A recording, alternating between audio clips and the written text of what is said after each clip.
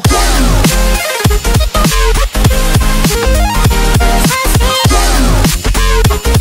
Manchester United vient de vivre une semaine horrible. Battu mardi en Ligue des Champions à Barcelone, 0-3, les partenaires de Paul Pogba ont cette fois sombré à Everton, 0-4, lors de la 35e journée de la Premier League et ont perdu une grande partie de leurs illusions.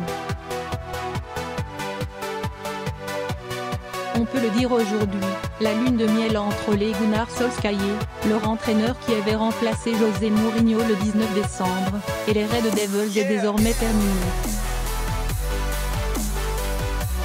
Lui occupe désormais la 6e place du classement, à 2 points de Chelsea et d'Arsenal, qui jouent contre Crystal Palace. La perspective de disputer une nouvelle fois la Ligue des Champions la saison prochaine paraît compliquée. D'autant plus que les joueurs de Solskjaer vont disputer un match en retard mercredi contre un certain Manchester City. L'équation n'est plus très simple pour United qui a pris, cet après-midi contre Everton, une véritable leçon de football. Les Taupés ne s'étaient plus imposés aussi largement contre leurs prestigieux voisins depuis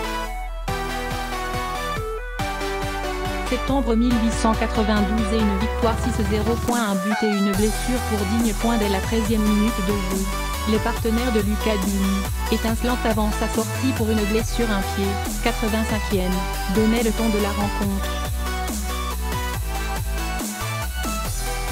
À la suite d'une longue touche, le Brésilien Richarlison prenait de voler un ballon qui se fixait sous la transversale. Quelques minutes plus tard, c'était au tour de Gylfi Sigurdsson, 28e, de se signaler. Face à une défense de United qui lui avait ouvert la porte, l'Islandais prenait du droit et trompait David De Gea, passablement fautif sur ce but. Peu de temps après la mi-temps, alors que Manchester tentait de se réorganiser en plaçant en pointe Lukaku et Rashford, Lucas Digne inscrivait le 3e but d'une magnifique reprise de volée du gauche après un ballon mal renvoyé. Enfin, Theo Walcott, tout juste entré en jeu, parachevait le triomphe des Blues en fixant De Gea, grâce à une belle ouverture de Sigurdsson. Les Red Devils ont perdu cet après-midi davantage que leur 8e match de championnat. Ils ont surtout abandonné, au sein d'un Goodison Park euphorique, une partie de leurs illusions.